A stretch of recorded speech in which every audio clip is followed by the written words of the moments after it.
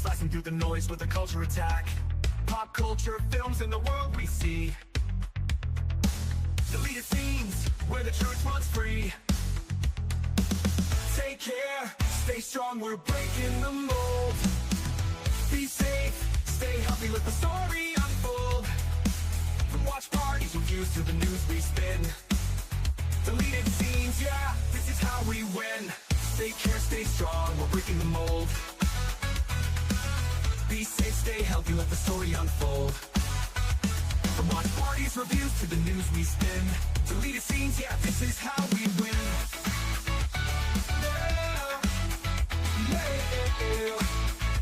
Steven out on your YouTube, bro, let's roll.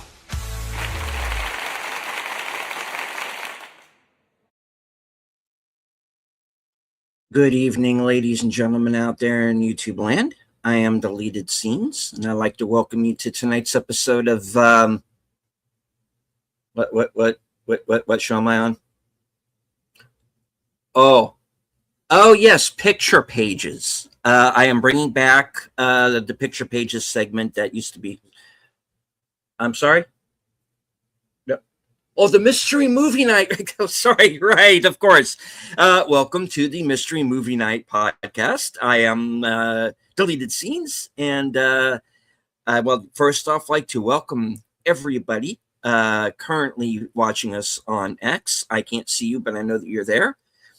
I do want to say hello to a few people who have joined us already here in the live chat. The first one here, FKHC 2005. Sometimes known as Tim. Channel member JPRPH1. Cole Hauser is with us. And our pal Wilky's Movies and Music. Good to see you, sir. All right. My fellow panelists this evening are waiting patiently backstage. So, let's not keep them waiting. The most violent woman on YouTube. She has a staple remover, a thermos, and a vicious attack dog.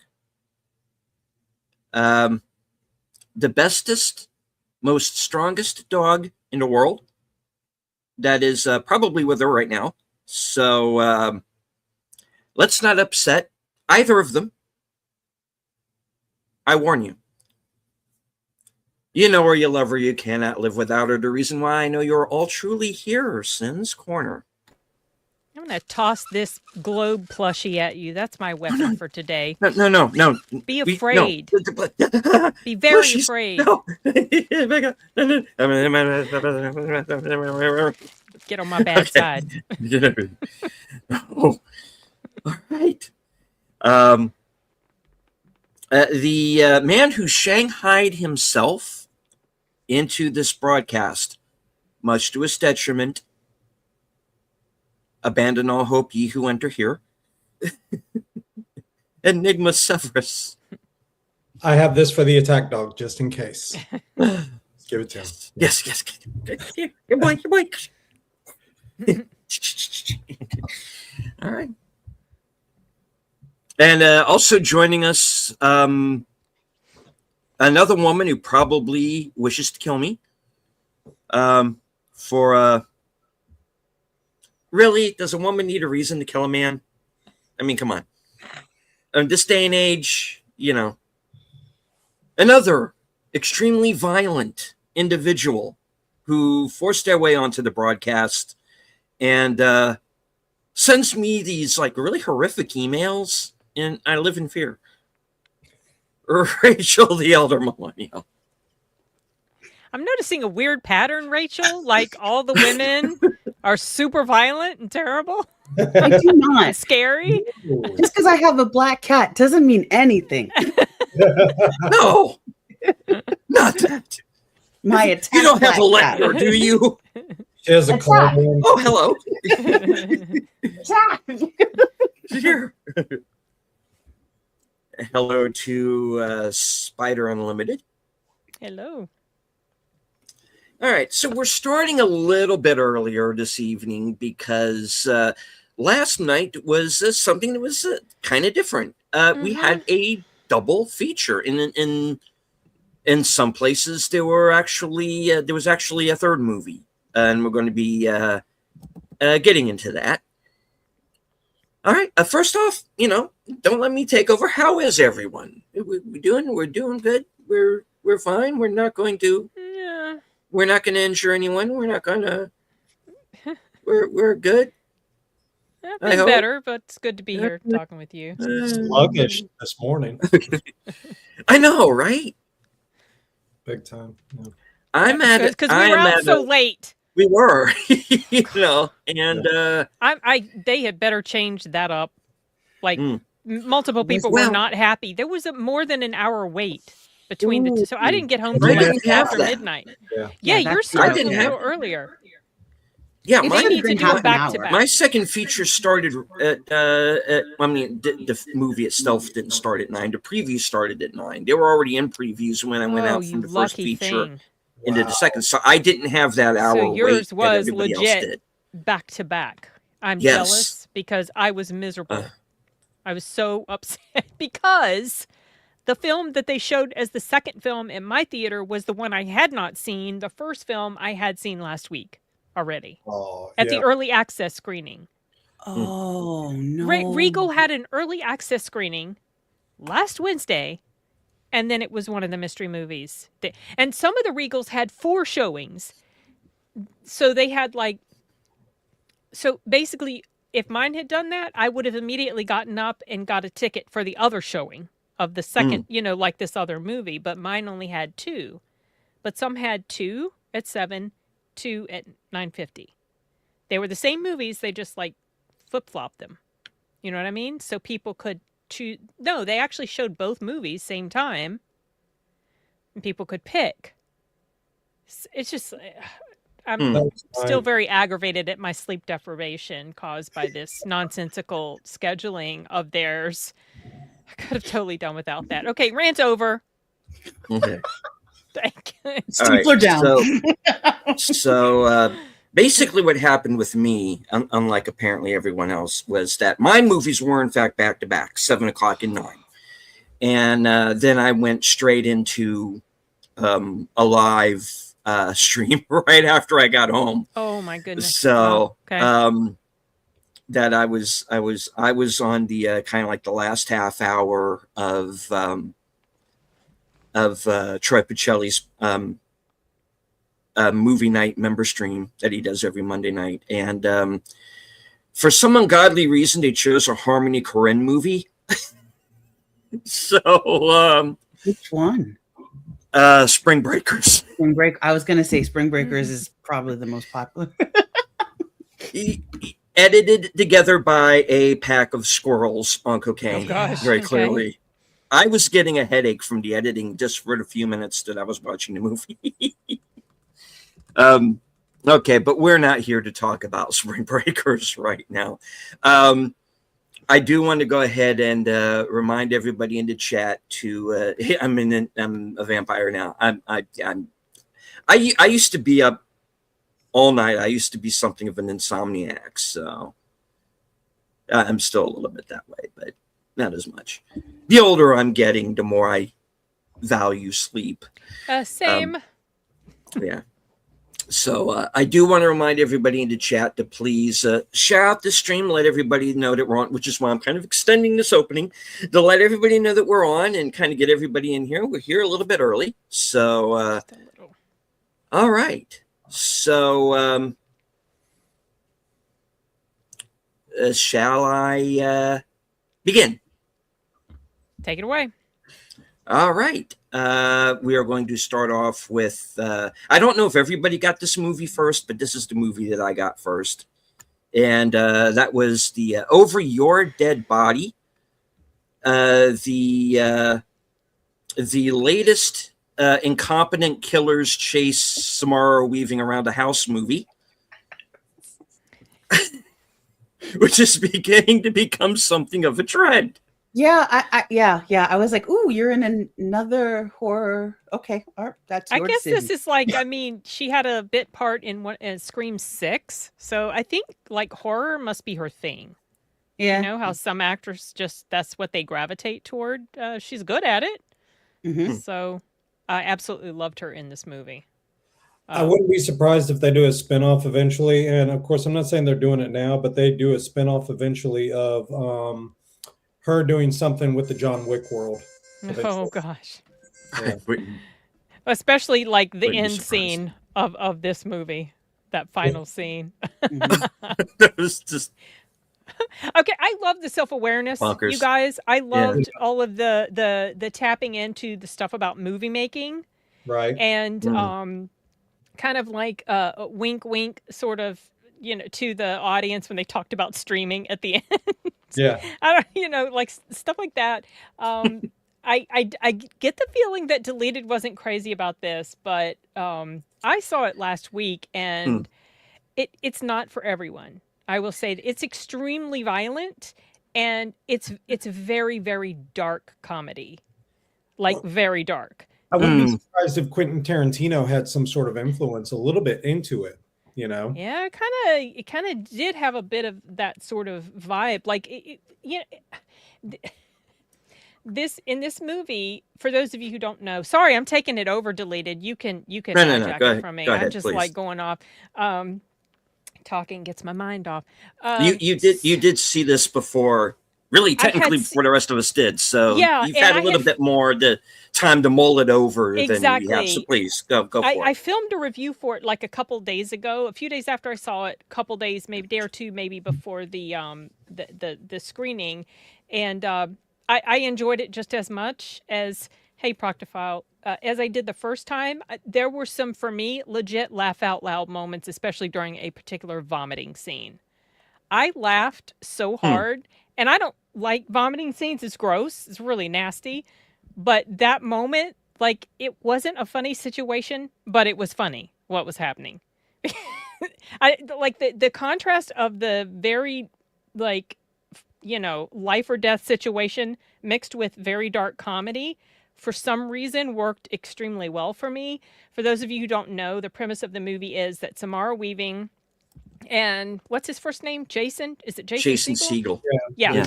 They were unhappily married, husband and wife. They go off to this cabin for the weekend. And if you don't know the premise going in, you're kind of like wondering, why is he saying all this weird stuff about her going out hiking? And people he's talking to wonder, what are you talking about? Like, why are you telling me this? Well, okay. Well, Mhm. he's planning to murder her, and she's planning to murder him. And you get this really good build up of these two characters and some interesting like flashback moments that are very humorous to me, like 3 days ago or 3 minutes later, like flashback and Yeah, jump forward. that was hilarious. Oh my gosh. Like, And, oh, the comedy. yes, Carl. I know. That guy was so I funny. love that. He was hilarious. Carl. He kept We need going, a Carl spin-off movie. So It's, like things. it's hammer time. Oh, Me, it's Yeah. not it's hammer hammer. time. It's a hammer time. It's hammer time now. It's hammer Yeah. Oh my gosh. And so things get really, really crazy. Something that I was surprised at was that the escaped convicts. So basically, what happens is Mhm. they're trying to kill each other, but then their plans get rudely interrupted when they discover that these escaped convicts have hidden out in their house, and then everything shifts. It stops being like this husband and wife are trying to kill each other. Now they're trying to survive against these people that are trying to kill them. And what I really was surprised about was the time that it took before the convicts showed up. Not like before their presence was known. I thought it was going to happen much sooner, but it didn't. I actually liked the long setup we got of these characters. You really fully understand these people, and they start out. Yeah. They are so unlikable. They are so flawed, and I didn't feel like there was favoritism given to either one. Like they're both No. highly flawed, and I appreciated the heck. I appreciated the heck out of that writing choice that was made, and then the character arc that they both have, and they do both have a very noticeable character arc. They are different people in the final act than they were at the beginning, and I For just sure. I really enjoyed it. You know, despite just maybe there was like stuff like a particular character being able to survive injuries. It's like, yeah, no way in heck would you be able to get up No. after this particular one. You know, little small things like that, but as a whole, it worked very well for me. I didn't expect to enjoy it as much as I did. I really loved the witty dialogue in here, the way they made fun of her accent, because she's using her natural accent in here. Yeah, I enjoyed the heck out of it. Curious to hear what the rest of you guys think. I actually had no clue what the film was about. So Oh my. when I saw Over Your Dead Body, and I'm thinking, okay, obviously someone has a contingent over something. And so I initially thought Jason Segel was a serial killer, and this is his next victim. And I'm like, okay, how's this? Okay. And she's fighting back, but no, they're married. Both of them are unhappy about things, and so I'm like, and when the escaped convicts are revealed, I was like, whoa. Yep. It's like, how's this? And the way they were revealed too. Oh my god. And so That's your favorite movie? There's one scene in there that I'm just like, wow, they are really pushing the envelope. The pool table scene? Yeah, I was that one was pretty disturbing. That one, yeah. I wasn't crazy about that. But I'm thankful that they took it as far as they needed to take it, and then they backed away. Backed out. And I was like, this is good. I was like, that's thankfully. I was like, I would have been horrible on the other end. Yeah. So I think that would have pushed this a bit over the edge for me. I don't think I would have been able to find the humor anymore in this situation. You know what I mean? If they had actually crossed that line. Yeah. So I'm glad that it didn't happen. But everything else, I really enjoyed it. I love I love the storyline. The one thing where we have one of the characters get revealed, and he gets a phone call, and so it's like 3 hours later, the guy's still talking to him. Why are you calling? Yeah, I was like, it's 3 minutes later, Carl. 3 minutes later, Carl. Oh, and the scene where the two of the characters are arguing about who's the better actor, and trying to squeeze a tear out, or who was more considerate when it came to how they were going to kill each other. I did research. I tried to be a sanitary. This I crazy saw that movie. part in the trailer. Yeah. All of those were hilarious. Oh my gosh. There was a lot of laughter in my theater last night. Yeah, I have a muted group. I really do. Anybody that comes out is very muted with their emotions. I'm usually the one laughing, but yeah, I couldn't stop. It was just like, this is great. It's really well done. I'm sorry you didn't get a double feature, Rachel, and you had to stay up late. But I wish you'd been able to see this one too. I know. I've been looking forward to seeing this one, so I'm glad to hear that you all hated it. So I'll just be looking forward to it. Yeah, because it's like opposite day when it comes to Rachel, right? I didn't hate it, but it just swings so wildly in tone. Yes. That it is a dark comedy, and that's fine. But you have this dark comedy, almost War of the Roses kind of thing. Yeah, kind of. Mm-hmm. Yes. And then it's like this kind of over the top Sam Raimi home invasion film, and a messy fight for survival. Not at all like how cool movies make it look, which I love. Which they do kind of parody in this. Yes, movie exactly. At one point, yeah. Yes, yeah. And kind of the person who deserves it the least getting the most gruesome frickin' death in the movie, in my opinion. That was just like, okay, that Wasn't that's happy that, about that. That was the point where it's like, okay, for me, this is not funny anymore.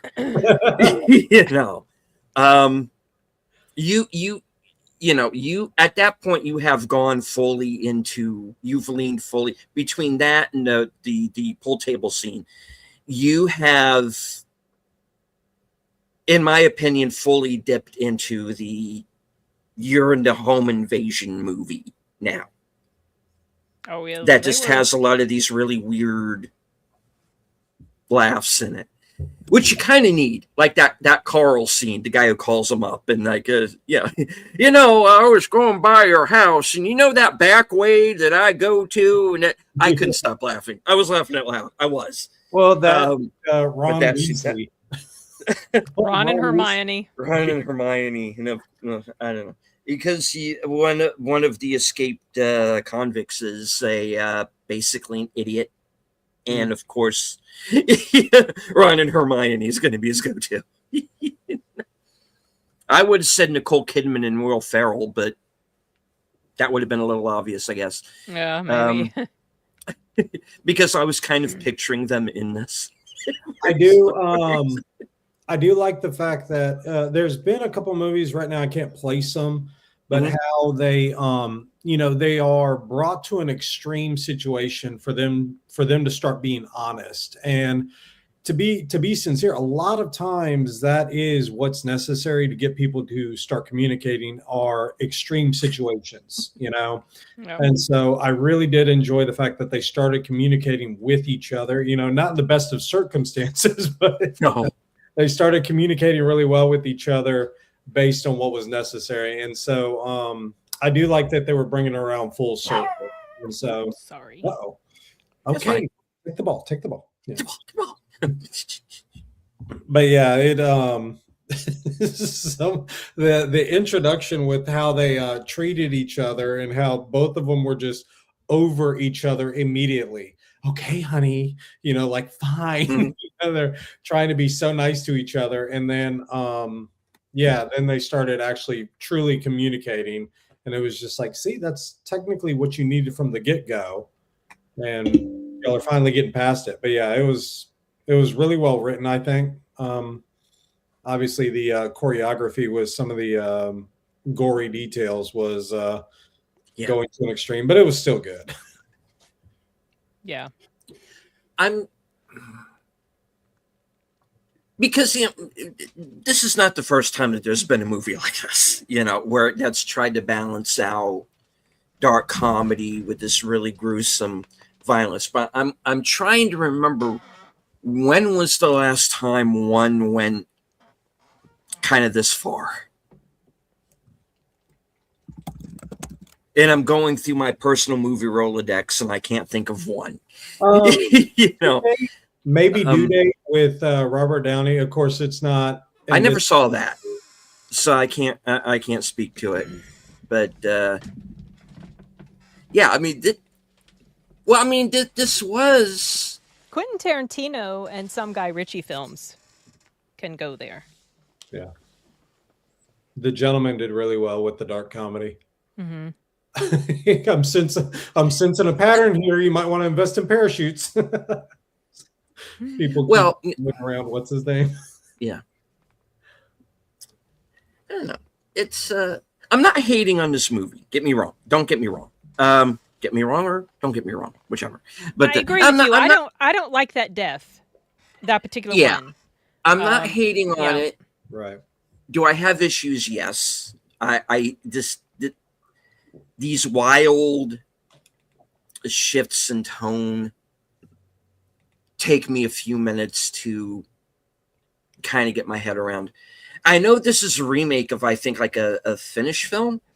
I thought it was Norwegian. I'm Norwegian kind of interested or Finnish to watch that now. Swedish. I'm sort of curious. Yeah. Swedish? Is it Swedish? Why did I thought it? Oh, said I was Norwegian just somewhere? calling out one. I thought I heard Numi Rapace was in it. Oh, No, that's too. Is that- That explains some things. Did they really steal her movie again? Goodness. Oh, you mean what do you mean? Because of the girl with the dragon tattoo? Yeah, she was the original girl, and Yeah. she did a heck of a job with it. I mean, she's kind of one of the main actors over there Yeah. in her country, Yeah. so it's kind of be understandable. Yeah. But I'm really curious to see if the original works as well for me. I would be as curious to this see the remake. original. Yeah, I'm gonna see if I I'll can say track that. it down. Yeah. And I mentioned this in my review, but what the heck is it with Juliette Lewis always playing these really weird, off-ball, creepy, nasty-ass characters? I have never seen her play anyone that I actually liked. Did you see The Thicket? Oh No. my goodness! Wow, let's find out. She's in this Western called The Thicket. Does she where ever play a she's the- normal person?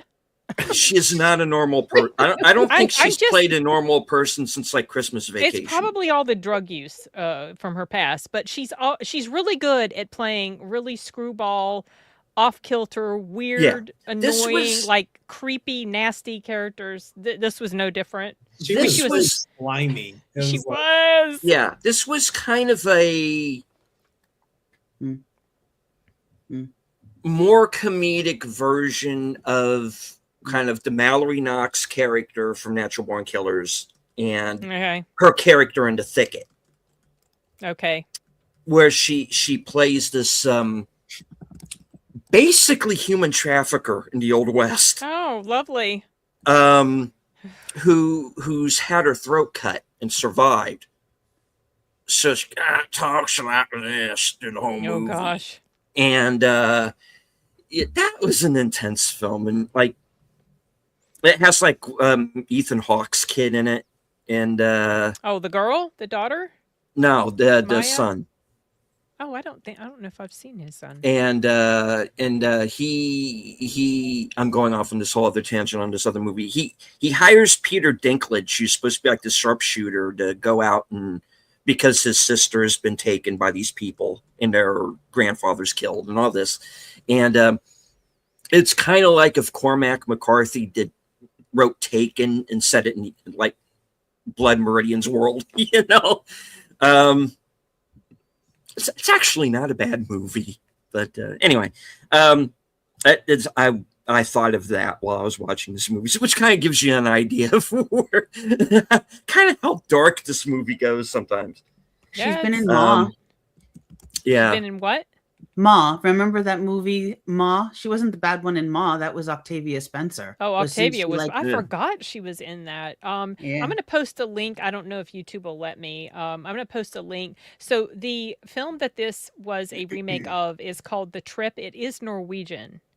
And it has Noomi Rapace, and I don't know the other person in here, but I am definitely super interested in this. It came out in 2021. okay. Does it have at least one Skarsgård? Let me see.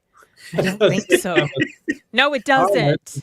Oh, damn it! It actually does not.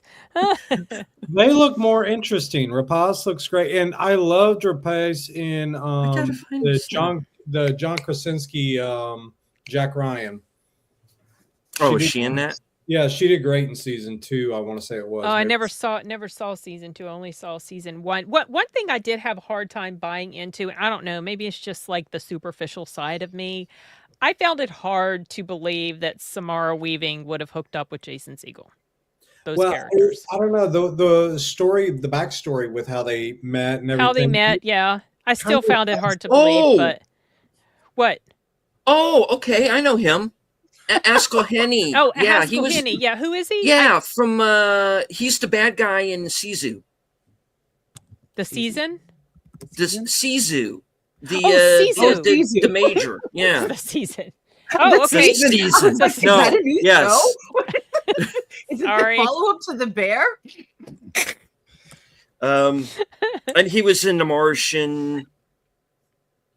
And yeah. Oh, he was? Okay. So I have Yeah. seen him before, just like he hasn't Oh yeah. clicked with me yet. Directed by Tommy Rocola. Oh, Yeah. I'm watching this. Yeah, I'm definitely. I am watching this now. Which one are Okay. you talking about? The Trip? Yeah. Yeah. Yeah. Nice. Looking at it. How did this get past me? Hmm. Because it's Norwegian. Okay. Probably. Yeah. There we go. Thank you. Trip.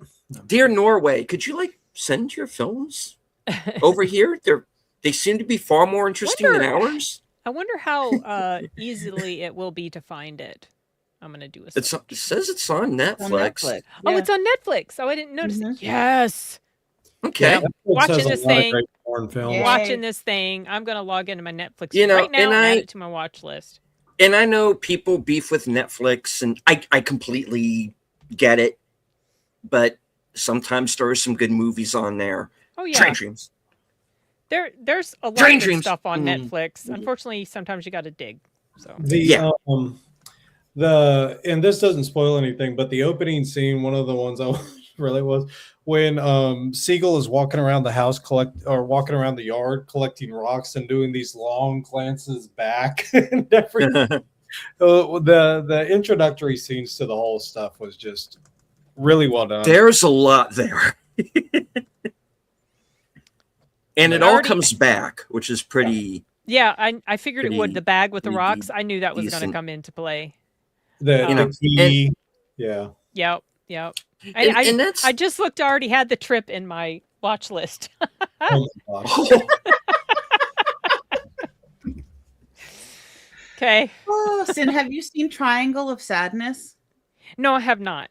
Okay. I've heard about Then it, but I haven't watched it. Okay.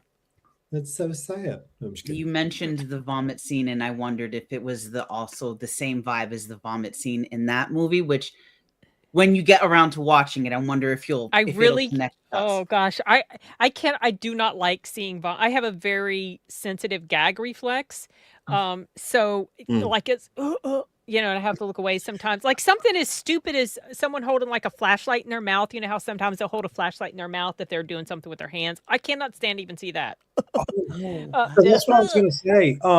Now, But this scene was funny. It was nasty, but it was really funny to me. I don't know. It's just... a number of the some of the grotesque things, though, they were not going out of their way to actually do them. They were actually finding ways in which the situation would potentially call for it. Because one of the things I was remembering is you had put on your review, Bring Her Back, that they were like going over unnecessary boundaries to do gross things to gross the audience out. Yeah, that's what it felt like. And this one, they really don't. They do have two of the passings, which are just like, yeah, I get it. But at the same time, they make it within the realm of possibility, you know? So yeah, it was really good. like it didn't feel, let's say, gratuitous, I guess. Yeah. That's maybe a good word to use. But yeah, I really, I will not mind watching this again. I told my son about it today, told him the premise, and was describing the argument that they were having about who was the better actor and squeezing a tear out and everything. He's like, oh, I got to see this. So yeah, it's a recommend from me, but only if this is something that you know will work with you, because it will not work for everybody. Some people will find no humor at all in the humor because it is pretty dark in a lot of ways. You know, we are talking about people are getting killed for, like, you know, it's not nobody, they don't feel safe. You know what I mean? So yeah. No, nobody is safe. Nope. There are no keepsies. There are no grace periods. No. I don't know. I kind of want to see this other movie now and kind of compare the two, and then I'll probably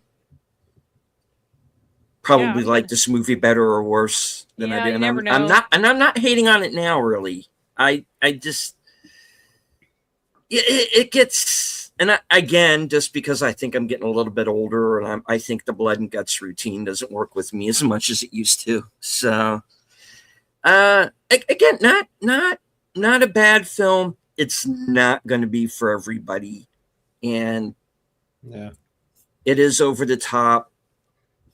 It is very, very, very dark, because of course it is. As Andre would say, we are Norwegian. We have no life. We hate the world. Thank you. Yeah. Question for everyone. Yes, please. That's seen it since I haven't. I like to rate how much it would do opening weekend. Any guesses? It's going up against Michael. Yeah. It's dead. And it's going up against I Swear, which I don't know that I Swear is going to pull in a huge audience, but then also Fuse is coming out this weekend. I think it's going to be better than Fuse and I Swear. Yeah, probably, but I don't think it's gonna. I don't think it's gonna overtake Michael. No. Yeah. But if theaters would just keep these movies in a little longer, they I think could perform a little better because sometimes word of mouth helps. After sometimes it takes a week or two for word of mouth. Like they've said, streaming, it's just the same. It's exactly yeah, I love that thing at the end. Oh my gosh, I laughed when that part happened too because I got exactly where they were coming from on that. It's just as good, but yeah, does have this sort of reputation for not as good as. I do want to say hello to a couple of people who've joined us in the live chat. The Bird Woman of YouTube, Connie Cleary. Watch out for her channel, Fluff Chick Productions. All right. Let me see. There was someone I missed. Yes, the recently promoted Lieutenant Giratina. That is Rachel down there, guys. I'm sorry, the banners keep covering her up. She's like, I'm over here. I'm here. Hello. Too bad they can't let you put like 2 on each side of the poster. That would be cool. Then it would be centered. Well, would be 2 and wasn't 2. there a way that you could? Oh, I don't know. I've not played around with my StreamYard enough to know how to do that. Well, let's see what this does. Oh, you don't have to change it. It's fun going behind the Hold on. I am playing with the buttons, folks. I can do that. Oh, okay. It's playtime. Thank you. There you go. See, that works. Yeah. Voices. Hi. Welcome to my, how do you say it? Oh, yes. Show. You've seen all this? Me. Yes. All the time. Sometimes. Yes. Let's get everybody back in here, please. Okay. We'll figure it out, guys.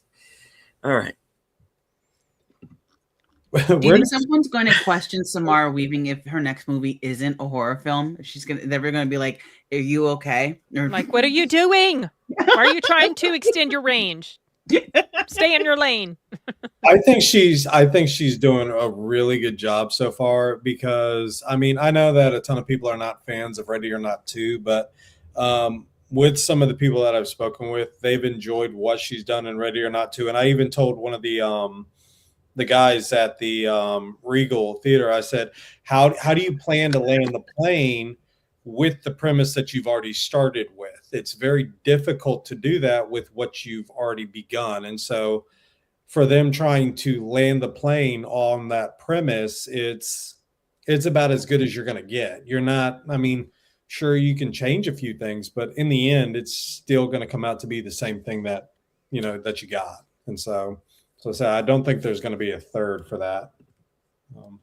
And I don't know that there should have been a second. I didn't hate it. This one was much better to me, I thought. Oh yeah, much. The writing was much better. And I don't know. She has great comedic timing. Her facial expressions, just like what she could do with her mouth and some of this. I just loved how the arguments they would get into, how that was edited, and her reaction to him. I don't know. She was great. I really loved her in here. It's probably my favorite movie with her. I thought that her performance in here was my favorite of all the films I've seen. She was in 3 Billboards Outside of Ebbing, Missouri. I did not know she was in that. I forgot she was in that. I need to go back and watch that again because, that one was a great one too. She wasn't the main character either, so. And I was recently years old, as in maybe a week or month ago or so, when I found out who her uncle is. Who's that? I had no idea. Hugo Weaving. Yeah. Hey, she's doing a really good job. She's. Oh yeah, she's got it. She's talented, for sure. And that scream, she has a very unique scream, which you hear the uniqueness a lot in Ready or Not.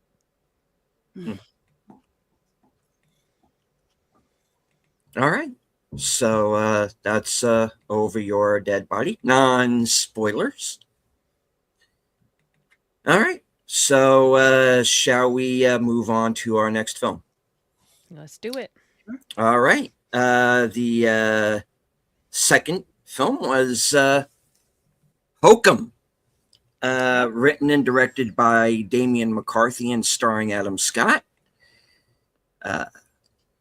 American author travels to Ireland, where he winds up at a kind of an out-of-the-way motel where his parents spent their honeymoon. He's there to leave their ashes at a particular location, and to drink and to be kind of a general dick to everybody. Oh, he was a total asshole. Good. Yeah. And yes. But you later find out why. It's not something. It's not like it's something out of the blue. No. I do appreciate that they revealed to us he's got some demons he's dealing with. He does. People tend to take it out on others when they're suffering like that. And while there, some spooky things begin to happen, and he starts to get curious and decides to investigate. And this is from Damian McCarthy was also the director of Oddity and Caveat. And if you like those films, you're going to like this, because it is very much in that vein. Hello to Ballerina of the Greatest. No spoilers for. Let me know when there's spoilers for Hokum. Yeah, I'm not really down for spoiling this at all either. This is one of the best films of the year so far for me, and I went into it with some pretty high hopes, because I was a big fan of Oddity from a couple of years ago.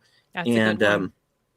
I haven't seen Caveat straight through yet. It's in the Shudder 10th anniversary box set, and I haven't gotten through all of those yet. So that's definitely one on my watch list. But yeah, I like this movie a lot. It's very creepy. It's a good story. It's an interesting protagonist. He's not easy to like at the beginning of this thing, and then you kind of, and one of the things that's interesting about the movie is it peels him like an onion, and onions have layers. They make you cry. Yeah, no, no, Shrek. Sorry. Yeah, and then you kind of see this is a guy who has a past, has demons, and he's in some real pain. And they tell it in a pretty interesting way. And I don't know. I almost don't know what to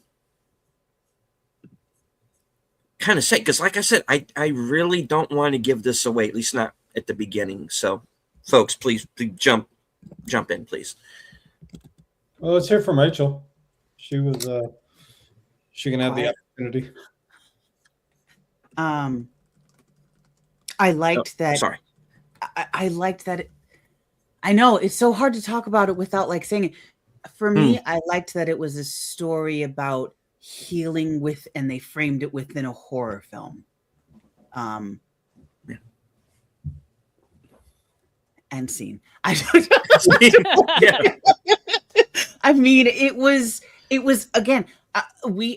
There's been multiple AMC Scream Unscenes that I've seen since January, practically. Well, January was Mercy, but after that was Dracula, and then Scream I think this is one of the best since I've seen Talk to Me about that deals with healing and how someone needs to open up in order to have that healing be done, no matter how hard it is.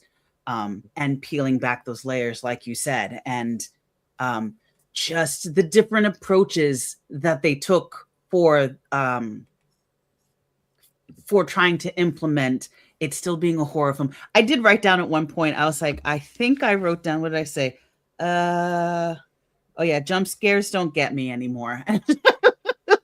Which is kind of just a little sad, but it's okay because I know that they kind of have to put that still in, as a trope in some horror films and things like that. But overall, the story of it was just really there, and it really came together at the end and telling the story of what had happened. So yes, I liked it. I liked it a lot. Yeah, this one was really good.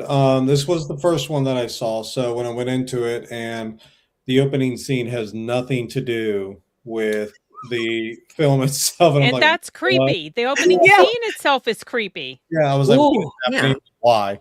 And then you realize, he's writing, and so I love the fact that, yes, they go. It's basically having Scott go on a journey of changing his personal perspective on things, and he is going through this terror to do so. And so I thought it was really well done, and it is. It's and I told somebody when we left, it's like two stories that are inside of one working together, and I was like, I think it was really well done on how they offered that. And so you're getting this mystery, and you're also getting this horror, and you're getting this person on a personal journey of confronting, things that he has been ignoring for a long time. And so I think it was really well done. But yeah, at the beginning, dude, Scott was such a douche to everybody. Yep. Lord, man. I was like, you don't even, it's almost like you're going out of your way now to make sure Yeah. that everybody feels as miserable Well, as you. kind of So- how the characters in Over Your Dead Body start off being Yeah. really flawed and assholey characters, and it's very similar. He was not nice. I felt so bad for that bellhop. Mean. As soon as I saw that bellhop costume, I've got to find it, but it looks exactly like my Tower of Terror costume for when I worked at Disney. I was like, whoa, did they just take those from like Disney? Because that looks like mine. Like if you just put a little name tag on there.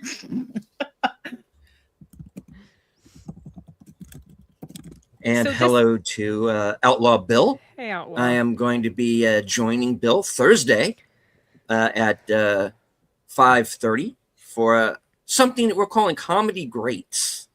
We're going to be watching the movie The Replacements with Keanu Reeves and Gene Hackman. So stay tuned for that. Yeah, Dawn. I really liked the mystery aspect of this a lot. Mhm. I wasn't expecting that was going to be such a big part of it. I thought it was going to be all supernaturally sort of, creepy stuff. And there was definitely a lot of that in it. I had some problems with some of the writing. There were so many plot contrivances and conveniences that happened that I ended up, my list of complaining about that was bigger than my list of not. Like, what the hell was a hatchet doing on the desk? Where did he get the headlamp from? How convenient he found the Fergus. chalk. How could a certain somebody walk through the circle? How did he get chains on him? The particular dead body looked pretty good for someone that had like starved or dehydrated to death. Let's see. I have answers for like 5 of those. He could have kept banging on the door. The lock would have broken eventually. Hey, like stuff like I'm not buying that a particular person got a certain key. Why didn't a particular guy come back to get the key? And how did a particular guy just know magically to show up to go back to this place? That Was this stuff your bothered first or me. second movie? This was my second movie, so maybe I was in Okay. a foul mood. But I think Yes. I still would have known. I This is pure hokum and I horseshit. was No. definitely in a foul mood, but I Point. really did. It was flimsy enough that it could have been broken with enough kicking, because it was attached to a wood door that was giving. So it would have Yeah. broken if he just kept it up. Like little stupid things like that. That's just like, so that downgraded it for me. I still enjoyed this film. I still think it's definitely worth watching. I really, really like the mystery stuff. But, oh, yeah. the guy could have just stopped the bell from ringing. He could have just reached up Oh. there and yanked it off, or just like silly. It's like, okay, of course, a character has to hear the bell ringing, so this and this can happen. But this particular person was trying very hard to cover up stuff. Why didn't you just run over there and just yank the bell off the wall? I mean, like these things, it added up, and it's like, oh, this is not as perfect as I was hoping it was going to be, because I didn't start noticing that stuff until things really started going once a particular character was locked in a particular place. Okay. And then this is when I started to notice certain things, and it was just like, oh, and it bothered me. It bothered me enough to downgrade it. Yeah. Like I downgraded this one. I rated this one a 66. I rated Over Your Dead Body a 75, because that was the writing in that was so much more solid to me. But I don't hate this movie. It was a lot of fun. If you like creepy ass movies like this, I think you'll enjoy it. Maybe you won't notice. Maybe the things that I'm bringing up won't bother you, but it annoyed the heck out of me. Well, it's not that I don't think it won't bother anyone, because now that you've brought it up, it's not anything that I didn't even think about or remember to like write down. The kicking of the door, I remember saying the same thing. I was like, I can break that in. You can just keep it up. It's gonna break. And not having watching The Housemaid, I was just like, break the window. Why aren't you trying to do that or anything, like, so it just, I'm trying to think of like watching what was this, Faces of Death, stupid contrivances versus these stupid contrivances. I didn't pick up on these because I think the story had me more involved. Got you more. Yeah. Yes. Yeah. Whereas Faces of Death, I was not involved in the story. So I was like, girl, you could have just picked that up and done your deed. Like, but I think, yeah. I was involved in the story, but noticing this started to just like get under my skin. It's weird. It sounds like I'm really down on this film, and I'm totally not. I definitely watch it. It's one of the better ghost stories out there, but I think some of that writing just needed to, like, you didn't stop to think for one moment. Make it a metal door, a steel door, instead of you know what I mean? Like, don't. It just bugged me. Well, it's how long before you realize that door is even there in the first place. Before he finds it. So yeah, he found it. I think he found it pretty quickly deleted. And then he kicked on it a little bit, and then he gave up and decided to go exploring other creepy ass parts of this. Like, well, like I was saying, yeah. Well, like I would have found something to bang the door with too. Sometimes we do. Sometimes, and again, I'm not saying you're doing this. I fully agree with you. Because I was like, dude, just start pounding more at it. It's old wood. You were able to bust through the wall with your foot. You could bust through this. It might be of different material, but to the extent, it's still wood. But we, as the audience, do have an ability to see things that characters don't. And every now and then, there are producers and directors who forget that. They're immediately assuming a character ought to know something that we as the audience are the only ones that know. How is it that character knows? And so, yeah, I mean, I agree with you there. But I don't know. I think a lot of the story was really well done, because they are concentrating on certain aspects of the film, and they most likely forgot or did not handle with enough care on other details, but I do get it. I mean, yeah, like positions. Why wasn't a particular character that was chained up first dragged away first? Right. I agree. Like things like this. It's like, well, how in hell? You know what I mean? I didn't even realize this particular character was even chained up at that point, and I was like, okay, well, how and when did that happen? And so I guess a particular shape wasn't completed, is how it happened, but if this occurred, why wasn't this person dragged away first? Another big question is, how did the character get one useful tool that was very necessary to get that useful tool? It was just like, why is magic working now? Yeah. It's so convenient. Some of these things that came up. I don't, But just, I let it go. I was like, I was telling somebody at the theater, I was like, I want to go back and look at clues to see if it's actually there or if Yep. they conveniently wrote it in. Yep. Go back and watch it a second time to see if there's actually things in there that I'm missing. Because I don't want to say that there might be, but I do believe that missing, like, it was always there. It just needed to be pointed out, so to speak. And I think a lot of things were missed, but yeah, I would want to watch this over again to try and find all of those little bits and pieces again and make sure that Sin is as angry as she needs to be. The thing is, I'm not super angry. I'm frustrated because except for those silly moments, it's a pretty solid story. I really did enjoy the story and love the hell out of the mystery because I like mystery stuff and like that was the direction that it went in. And I didn't watch a trailer for it because I wanted to go in as blind as possible, which I'm glad I did. Okay. It's like when we were talking with Kyle and we were discussing, and again, I'm sorry, I'm ruining one minor detail of Scream, but in the bar scene with Scream and the killer deciding to go into the bar, two of the characters were like, let's escape. Oh, front door's locked. We can't get out. So they run back to the kitchen, like, how do we get out? And here comes the killer.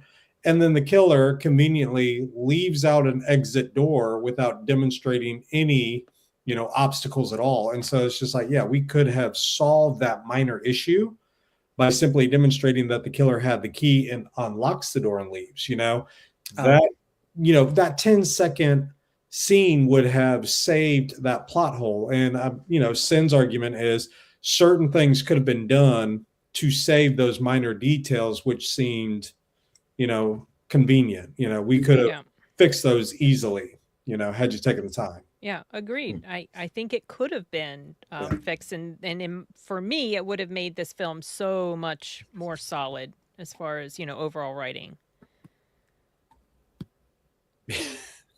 Like with the one magic needed item, it's like you could have offered that at the beginning of the film rather than having him annoy the living crap out of that bellhop by hurting him. It's like you could have done something at that time rather than what you did. And so it was like, and that would have made much more sense. But again, the people are like, well, why don't you think of that? And there is an actual YouTube video that I saw this because they were demonstrating how people respond with horror.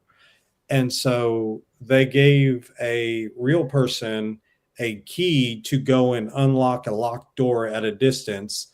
You can run, but the person who's going to tag you is dressed up like Mike Myers, is walking with a fake knife. And that would be my nightmare. and so you have the characters, you have the actual real people running, trying to unlock the door in time. And here comes Mike Myers just walking, and he's tagging a lot of the people. There's one that actually holds the calmness to unlock that. And so they were making the point, not all characters in horror movies are unrealistic in their clumsiness when, stress is elevated that high. Right. But in the case of some of the things that I pointed out, there wasn't an intense level of stress happening in that moment, like the kicking of the door. He was frustrated because he's locked, and but it wasn't like Michael Myers was coming after him. I could see people freaking out when they're in the moment of this scary thing. And yeah, you do kind of like you just, but there were times where that wasn't an issue. And so, yeah, it just bothered me. Well, I'm curious about when he discovers the rabbit disappears, and then he discovers the rabbit again. I'm curious about that whole play on things. It's like, okay, was his mind playing tricks, or It makes you wonder. Yeah. How did that work? Because of what's revealed about a certain thing that had been consumed. Sashi. Mm-hmm. Our man from the future. The director uses that rabbit. Yeah. In his movies, apparently. I forgot that it was in Oddity, but apparently it played a bigger role in Caveat. It plays a bigger role in Caveat, and is on a lot of the marketing for that Yep. movie. And the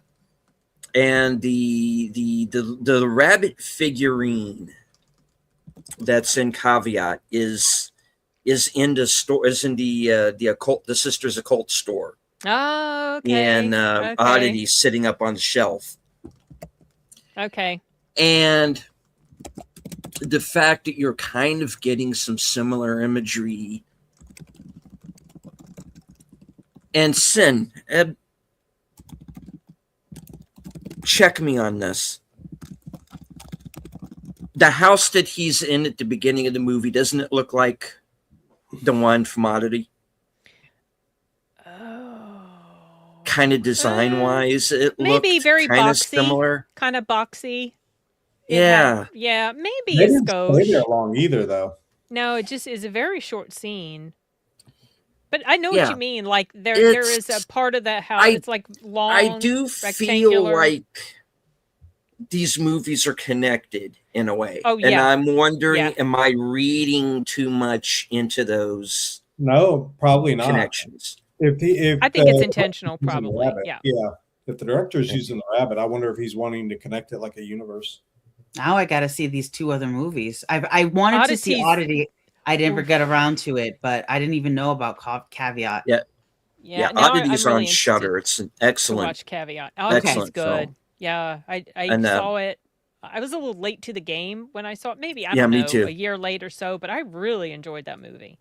The It's good. TV clip with the rabbit in the movie, that was one I was bursting out laughing. Just Creepy. all of us in the theater were Creepy laughing. rabbit.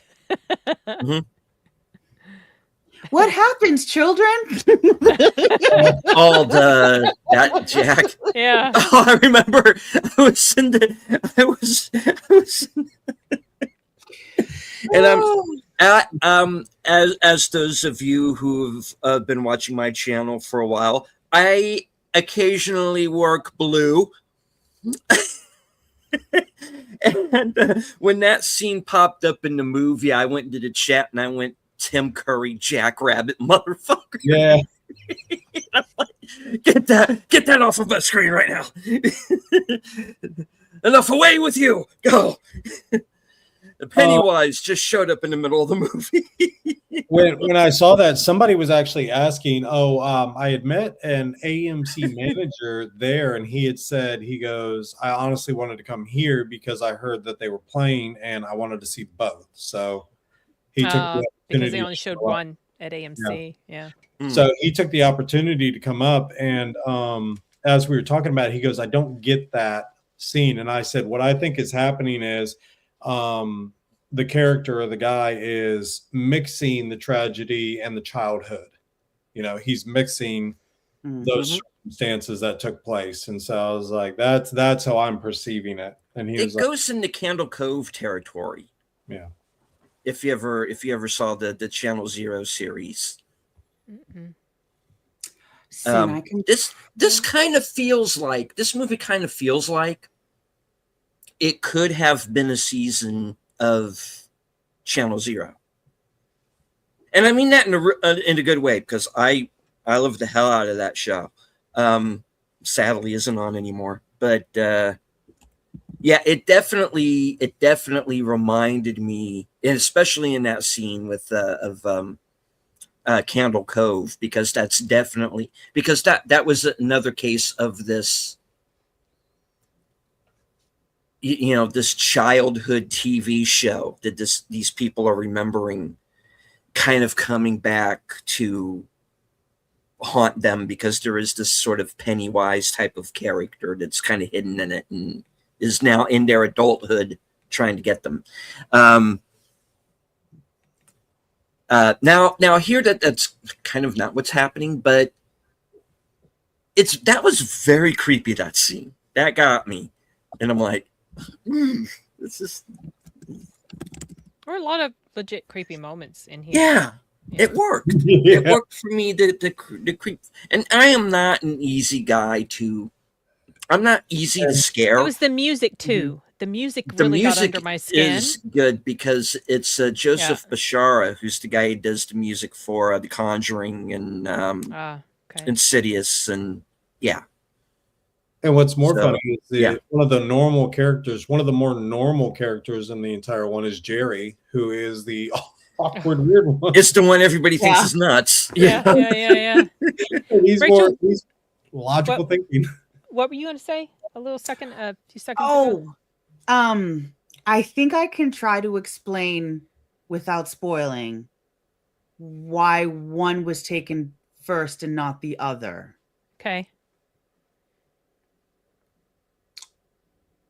If you try to remember the ending, the one that was taken first was sort of proven to be guilty, Mhm. whereas the second one, you saw it was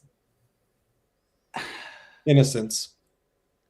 thank you. But Ignorant. did the entity really even care about that? Because if it I did, think why would it so. have even chained this particular person? One I entity think did, while the other entity that took the first person didn't. That was their job. It's they're trying to decide. Oh, Yeah, that's the way I took that. Agreed. Oh, I didn't yeah. even pick up on there being more than one entity down there chaining people up. It Not looked the chaining same. people up, just like entities, just supernatural beings helping. Yeah. There's another movie that does this, but anyway, yeah, the auditor scene from Hellraiser Judgment, where this guy sits here and he basically judges how guilty you are or how, repentant you are of the circumstances, where you have one who's resigning himself or, to the circumstances, saying, this isn't something I was interested in. And yet you have another one who fully feels justified and honestly is like, I will go even further. I will go as far as necessary to have these circumstances happen. And so, maybe it's based out of that. If there's one thing that I've noticed about McCarthy's films is that there's definitely this sense of justice to them. Okay. And right when the guilt, oddity, yeah. There's a particular time in Oddity where a without giving that movie away, or a guilty party thinks they've gotten away. Mm-hmm. And that final scene, that great creepy AF final scene. Yep. Where you just know he's yeah. Like it might not be right then. Oh, but it's coming. It's coming. and it's not going to be pretty when it does. And because he's in there with the worst one of the entities in that film. And it's kind of like it's kind of like How to Make a Killing, Say what, Enigma? It's kind of like How to Make a Killing, same type conclusion. It's like, you're because this. So yeah, I mean, just yeah. Well, you know how I feel about the ending of that film. I don't think he's out of the woods. But in McCarthy's films, there seems to be this strong sense of justice, and the guilty party will get theirs, and then there are the people who are either the good people or the people who are regretful of their past actions, let's say. They will be given that second chance. And so that's kind of another thing that seems to track through his movies, and he's definitely on my radar now. Has he only made 3 that I am aware of? Okay. Yeah, his IMDb says 3. Wow. Well, he's pretty talented. And and don't get me wrong, Seth, I do like Oddity better than this, but this one got me. This was good. And it was surprising. I think going into it blind is kind of really the best way to go into it, you know. And I didn't really see anything on this. I'd forgotten Adam Scott was even in it, you know. But yeah, I think that's the best way to see it. Is kind of going in knowing as little as possible. It looks like he's growing as a director. The IMDb, his first one, Caveat 5.9, second one, Oddity 6.7, Hokum 7.7. So Ooh, Oddity is much better written. I think than Oddity's a Hokum. little bit better. Yeah. It definitely, and like I looked at the Rotten Hope- Tomatoes score on this. Yeah, it might go down. 96%. Yeah, no, like the 96%. This is not a 96% movie. Not with Yeah, those it writing hasn't issues, opened it's yet. not. Yeah, it'll come down and get to a better average after it opens. I think these said the high 7.7 is just people like us. Yeah, and reviewers. it'll trend down. It might not trend down as much as Oddity, and I do think Oddity is more solid. As far as writing. I'm looking at another one that he did, and this is back from 2010, but I thought the title would be perfect, where the title for this 2010 film is He Dies at the End. And so if I had just blurted that out and what? You know, you've ruined this movie for me. It's like, no. Don't take it out of context. But yeah, the McCarthy seems to really love the horror genre. And like I said, I think this was, I honestly haven't seen Oddity or Caveat, so I'm interested in watching those. But yeah, this one with Scott, I thought was well done. Like I said, the mystery inside of the entire horror thing and the two stories that mixed together, I thought was really good. Mm-hmm. So. It's hard. And I almost want to see a movie with the Conquistador and the kid. The wraparound segments. That was a nice little kind of short movie in itself. And the ending. I won't say anything, but I loved how it ended. Yeah. You're muted, Sin. Well, it was. Oh, I know. I was talking to my son. Oh, I'm so sorry. That's okay. It's okay. It was amazing that the Conquistador and the kid, they actually also unravel that entire story too. And he actually, if you're not paying attention to how he explains the conclusion, and then later on in the film, the bleakness. Yeah, Yeah, and how he actually, it's because he had that character arc. Yeah, I thought it was really well how it explained that. And so the stupid goats, that was hilarious. Oh, that the next thing they talked about goats on cars, and then the next thing you see a goat on car, and that made me think of the trailer for Sheep Detective, which shows about. I'm so excited. I'm looking forward to that film. Well, I love how Hugh Jackman concludes on cliffhangers. And they're like, what are we supposed to do? What am I reading you for? You don't know what it. All right, we're just about to find out who the killer was. It's so upset. I'm interested in seeing that due to the play on words and the stupidity. But yeah. It looks like it. And I'm typically not one for comedy, but this is a mystery. Who has killed him? So we're talking about death. So yeah, I'm down. This is just something my father would have seen, and he would have just cracked up at the trailer. So I'm gonna go see it for him. The dumb English accents that they have as well, just it's very, or maybe Scottish, but yeah, it was when they saw the road. Yeah, what is it? It's got a Chicken Run kind of quality to it. Yeah, I'm really exactly. digging. I like that. Dad loves And Chicken then the Run, chicken crosses Wallace the and road. Gromit. Yeah, kind of Wallace and Gromity. Yeah. So, how are we getting out of here? Oh, we're going over. Oh, under. the two smashing The rams. chickens are revolting. For once, you and I are in complete agreement. But yeah, I'm ready to see those. But yeah, the ram in this one where it was interesting that the main character is asking the guy why he decided to kill it.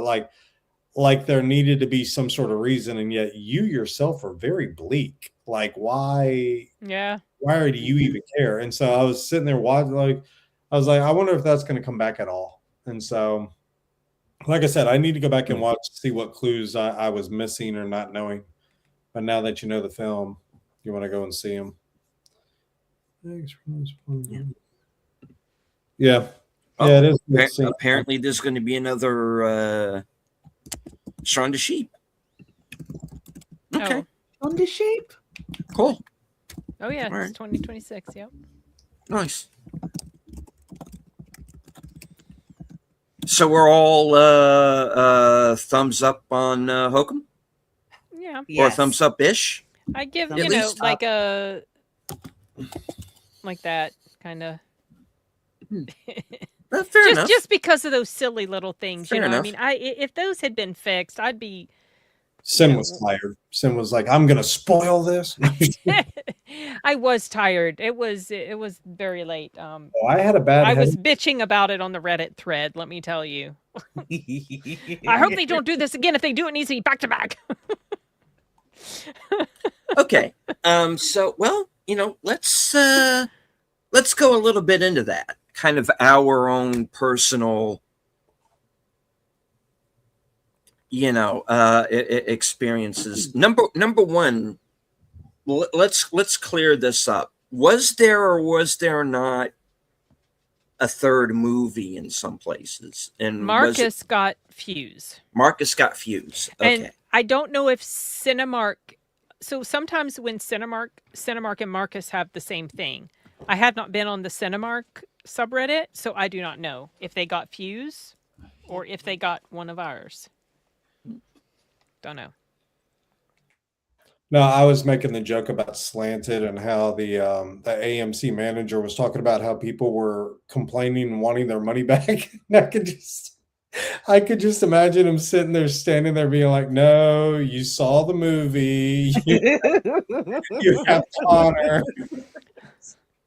I want my money back." Yeah.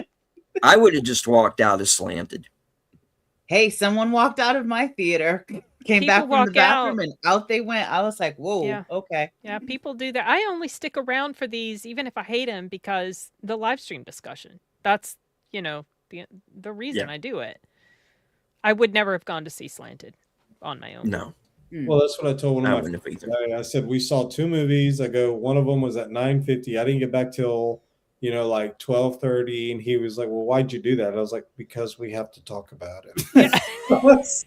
I make it sound like it is an absolute must. I have to, because that's just the way it is in my brain, even though I know it would have been fine if I didn't. But I put this on myself, I guess. I was like, I got to stay faithful to what I told them I would do. I was like, I don't like disappointing people. I know. I probably wouldn't have walked out. I'm gonna try not to walk out of any movie like Dracula. I've only walked out of one ever. Because of this, I will try. But if you see me start talking to y'all on X, I don't like this movie. I walked out of Ruby Gilman. Oh, really? That was before we started. Yeah, that animated Yeah. one. That was my Okay. first mystery movie. Was Ruby Gilman. And again, if I had known what it was, I just wouldn't have bothered to go to the theater that night. Y'all, this is why you need to be on the Reddit thread. Yeah. Hey, the inside source is never wrong. Well, And true. I want to know But, what it's going to be. before I go. Yeah. Yeah. And the movie could have been perfectly harmless. I'm just not going to watch anything involving Jane Fonda. Jane Fonda, I'm just yeah. not. Oh. And once, okay, and nope. And I even went on, and I kind of went on and did a review anyway. I did a video called "Why I Walked Out of Ruby Gilman," and yeah, I laid it out. I'm sure the movie is perfectly fine on its own. It's I okay. didn't really hear anything all that bad about it on a whole, but just I can't do it, folks. I'm sorry. You know, if there's anyone that I absolutely avoid, especially now, it's her. Understandable. You know, that's just me, and I got my reasons, and I laid them out that night, and but that's the only one. And I don't even really kind of count that, because, like I said, if I'd known what it was, I wouldn't have gone, and Okay, there is. it's not like I paid for a ticket, you know. Yeah, I know, because the Regal Unlimited makes it painless. Yeah. I was completely going to leave Regal if it had been flip flopped, if they had shown Hokum first and then Over Your Dead Body. Not because I disliked Over Your Dead Body, I just didn't want to be out till close to midnight. There is a link to the Regal Unlimited Reddit, and they have a whole thread where. So there you go, and you go. They haven't put the new one up for this coming Monday, because there is a mystery movie this coming Monday. They haven't started the thread for that. Yeah, there is. Okay. They haven't started the thread for that, but they do, and it shows like a list of all the mystery movies, and you go down to the discussion, and the inside source, his name is Queasy something, Queasy something, and he leaves sometimes extremely hard hints and then sometimes very easy one, like the one for these two movies was, I didn't get the bunny thing, but other people knew exactly what it was. So I personally you didn't see the trailer. I didn't see the trailer. Well, I didn't remember that the bunny has been in his other movies, so I didn't even put that together at all. But yeah, if you want to know, that's the place to go check out. And they have AMC has a subreddit, and so does Cinemark, and they have discussions about this as well. But then there are those times where AMC has something completely different. Cinemark has something different. Like that time we got 3 different movies. So, but nobody on the panel got a different movie. You got either one or the other, or both of these. Yeah. Right? Okay. Yes. Yeah. That was what I was trying to. My movies were shown establish. in the exact same auditorium, one of the biggest ones. Oh. And there was hardly anybody. There were more people that were there for the 7:00 showing because it was earlier.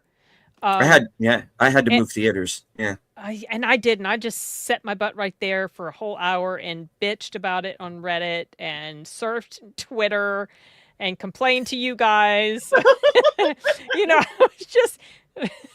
And then I have my an e-reader that's in my purse. Sometimes if I get to the theater soon enough, I'll like read or whatever. And I was like, no, I don't want to pull it out and read. I might my eyes will get tired and I might start getting sleepy, and I have to be up for at least 2 or 3 more hours. So Oh my word! I'll just complain online.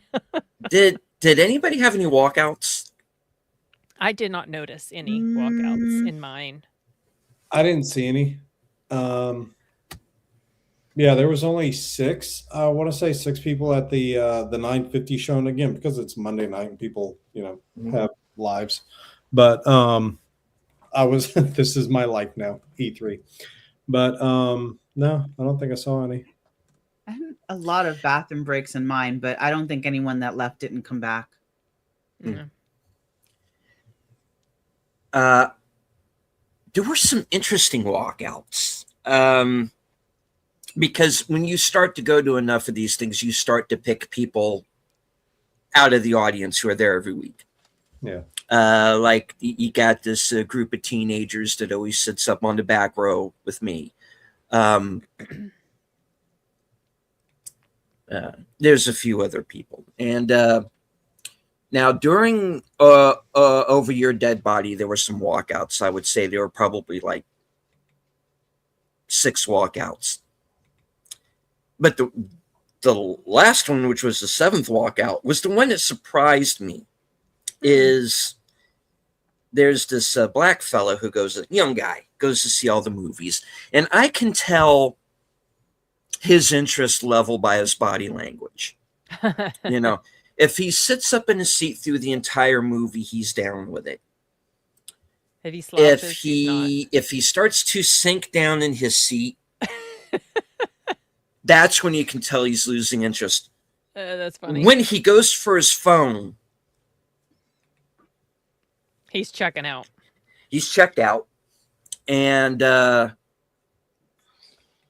he walked out like about 20 minutes to the end of the movie. Dang. I know, because I mean, at that point, Like a either lot of you're- the bad stuff had already happened.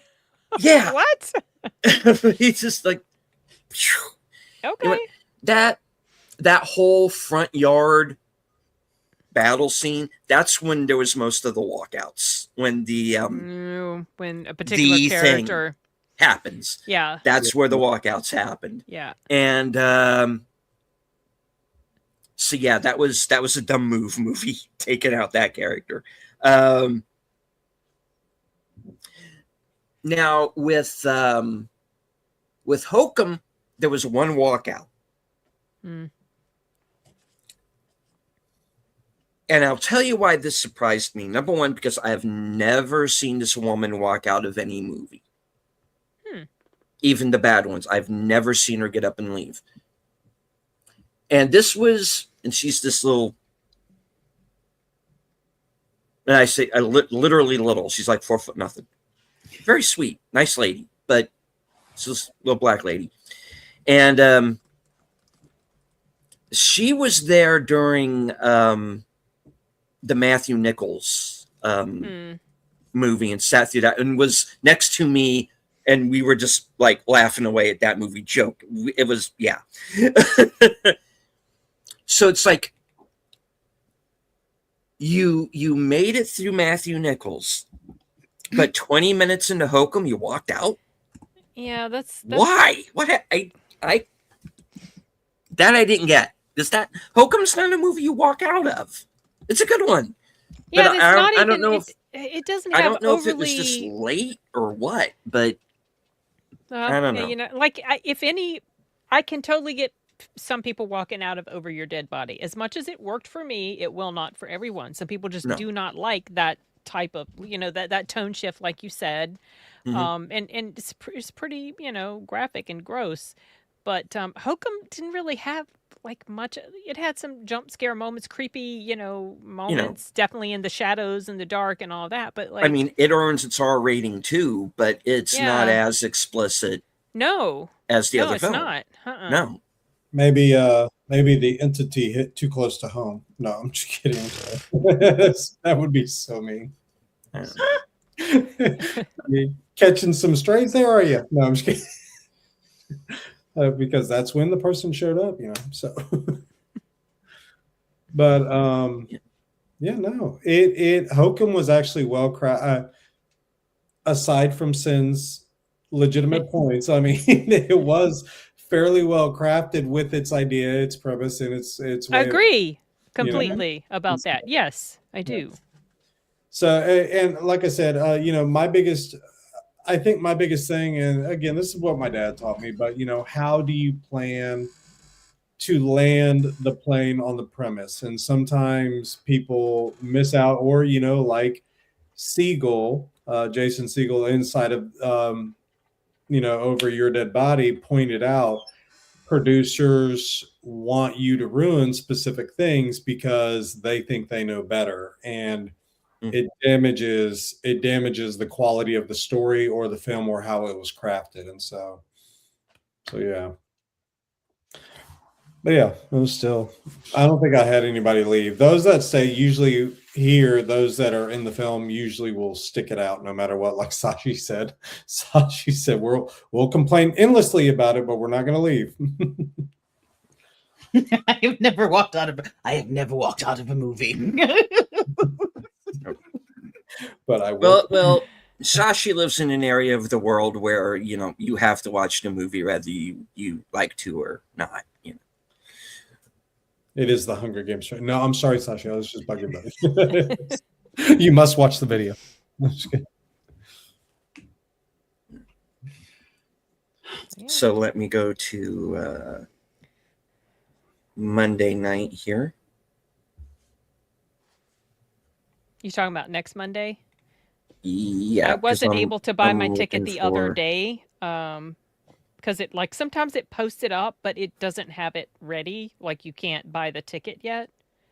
Okay. So I don't know when that's gonna Mystery change. movie, It's the rated R, 27th. an hour 58 minutes. Yeah, well, we're not 4 months ahead of things like you said. No, I'm Oh, just here we. kidding. Yeah. Oh, it's got mine showing at 7:15. What? Ooh. Mine says 7:05. They were like, that Why do same they do girl, this? I don't understand. She complained. Let's make it 15 minutes later. They're going to progressively put Yeah. that. Ooh. What? AMC has Yeah. back-to-back May 3rd and May 4th. May the 4th. What? They're going to have I bet you it's Grogu. I What? bet you it's the Grogu for Wait, May. mystery movies? Uh-huh. It's going to be Grogu for May May. 3rd What? and 4th. Ooh, it's the first time Sunday I've seen and a Monday? PG. Yeah. So it looks like May 3rd's a PG. Okay, it's probably some kids movie. What time is it playing? Ruby There. Gilman played at 5. It's Oh, Grogu. that's It a is. good. So- Let me see. It's what? not going to. If it's Grogu, I'm not going to bother. I'm telling you right now. Oh, Grogu It's what? Starts for at the- what? PM. for the Okay, it's a child. It's going to be something for young kids, like super family friendly. It's going to be Yeah. something like that. I don't know what's coming out that's going to be that, but Oh, interesting. yeah. And then May 4th, rated R, 2 hours, 22 minutes. My God, what is that?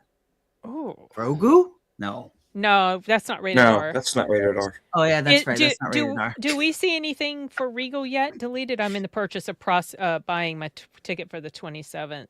Yeah, I have the Yeah, 27th. that's what I'm doing too. It's not the Yeah. devil. That's Okay, it. I'm gonna go look at Look May seats. 3rd and 4th and just see if Okay. they're showing anything.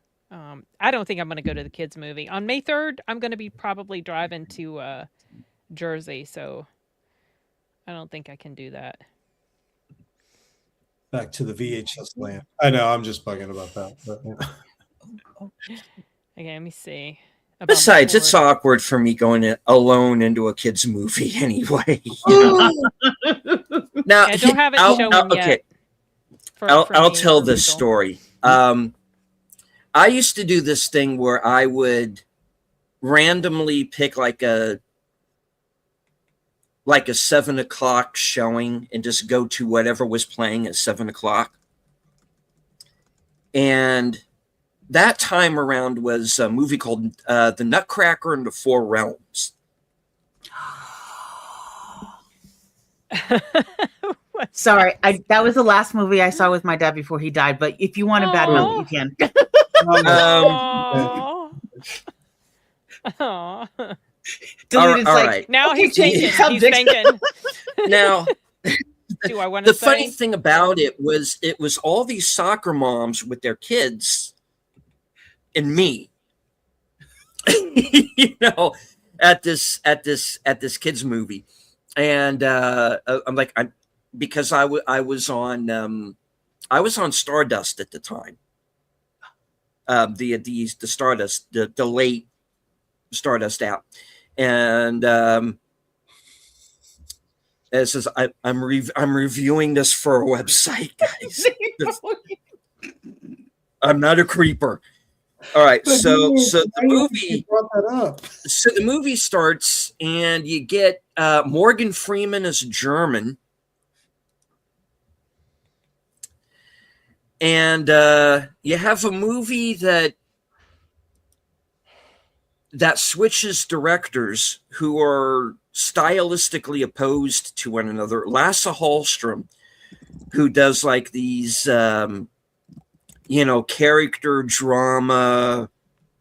character dramas about his childhood, basically. Mhm. And then you have directing the second half of the film, Joe Johnston, who's this bombastic Action guy. Yeah. action guy. Yeah. Okay. So you have this movie that basically changes tones halfway through. You have Keira Knightley as the Sugar Plum Fairy, and she turns out to be the villain. And there's this crazy sequence where she reanimates these toy soldiers, and she's rubbing up against one. It's like, oh, it's so big. And I'm like, this is a children's movie. What are you doing? Why am I here? Why did I do this to myself? And when Jeremy Jahns did his 10 worst that year, that was his number one. Was Nutcracker in the Four Realms. He said, I walked out before the end, and I don't think anything, could have saved it. So I'm just going to save myself time and leave right now. And I'm like, that's what I should have done. And there's 4 realms, and you see maybe 2 of the realms. Where I was told I would have 4 realms. Where are the other realms? There was nothing. Anyway, Soccer Monster Kids episode start. Yeah, not that Stardust, folks. There was an app called Stardust, and where you could shoot like these 45-second to 1 minute video clips. And then a bunch of people got into like a big argument over Song of the South. That's our time. And is that what closed it down? We will. No. And, Is that what closed the app down? That argument. I think it was just because a bunch of people just like it didn't pick up. And Wheels kind of took that over too, I guess. Yeah. And anyway, the reason I left was because, it got very political and divided. And somebody accused somebody of like pulling a gun during a clip, which didn't happen. And they tried to get this guy knocked off.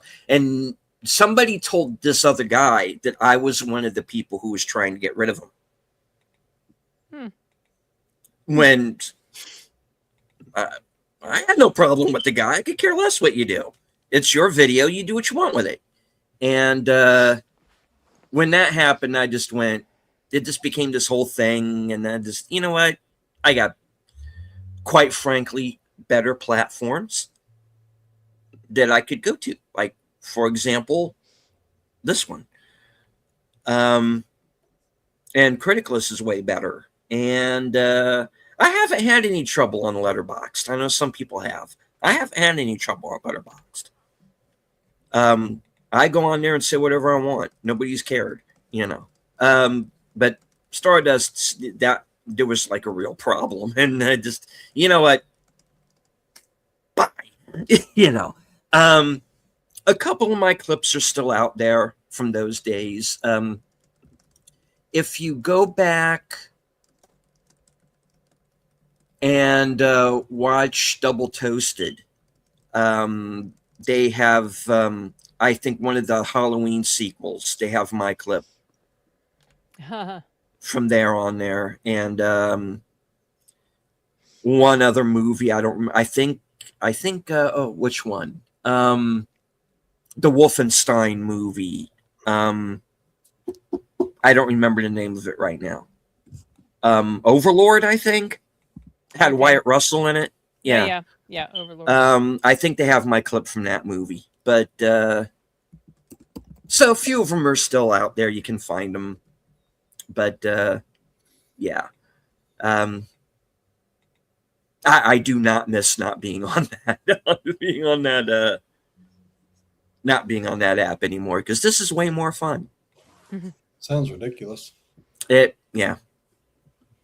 But that's when, that was the time period when, everything started going crazy. So, yeah. All right. But that's a story for another time. So, all right. So I guess that's going to be the show for this evening. We'll go one time around the horn. Ladies first. Rachel, what do you have coming up? Oh, what do I have? I have some. I'm working on finishing up. In case you missed it, January 2026.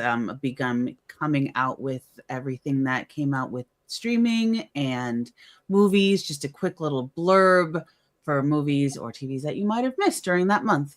So be on the lookout on my channel for that. Right on. Sin. I just recently released my review for Fuse, I think. I'm forgetting what I've released, you guys. Life has been crazy. And I am going to try to be releasing my review for I Swear this week before it comes out. In addition to hopefully Michael at some point over the weekend, Friday or Saturday, because I'm going to go see that on Thursday. That's it. Okay. Right on. Enigma.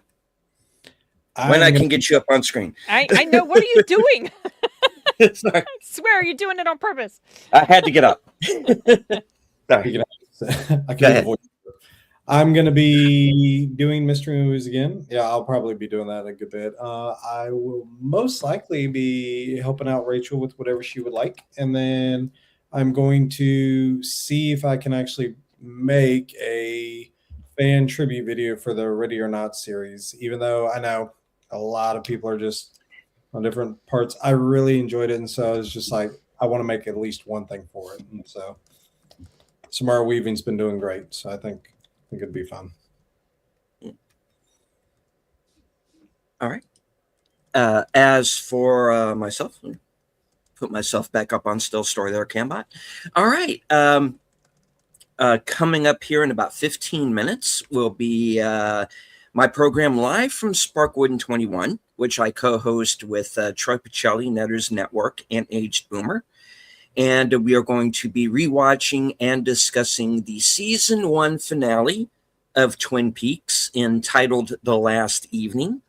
And for a couple of characters, it will be exactly that. So this is pretty action-packed. So join us for that. That'll be in about 15 minutes from now at 8:30 p.m. Eastern, 7:30 p.m. Central. As I said earlier, this Thursday at 5:30 p.m., I am going to be joining Outlaw Bill for Comedy Greats. The movie will be The Replacements with Keanu Reeves and Gene Hackman.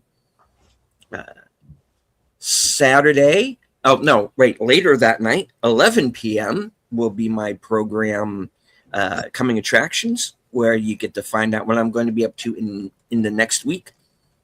Up to and including my appearance this upcoming Saturday at 10 p.m. on Films with Friends over on Big Al Presents. This week's film is The Way, Way Out with Jerry Lewis from 1966. Wow. And it's kind of another astronaut comedy. So takes place in 1989. So looking forward to that. It's going to be a first watch for me. And let's see, Sunday.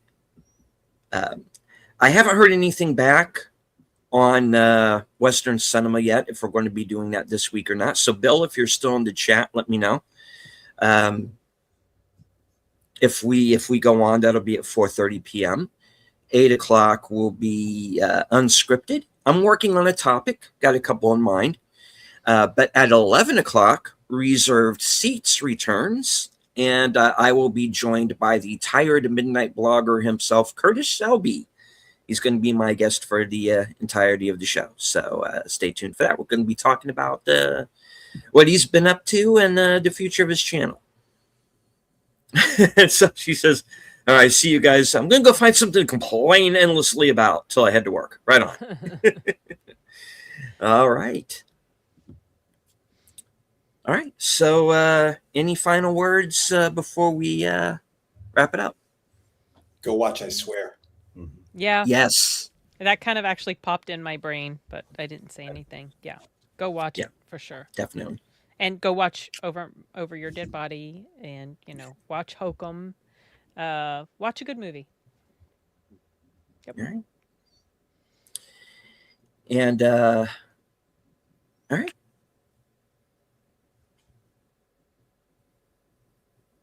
Guys? Yes. No? Okay. What? Leave you hanging. All right. All right. So nothing. Okay, great.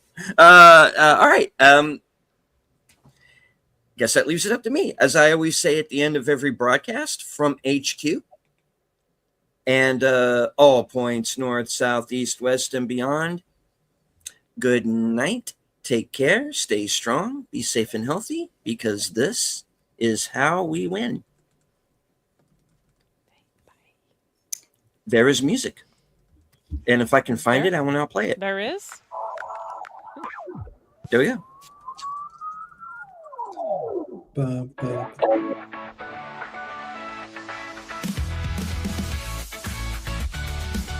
Right.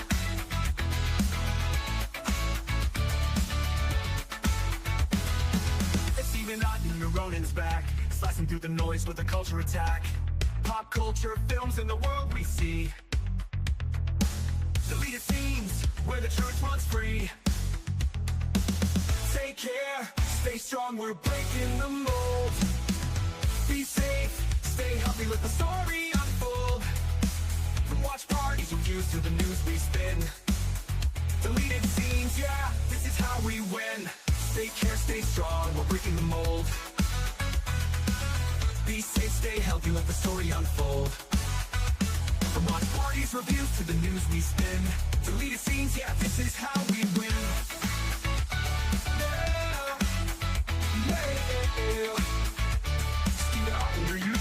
Let's roll.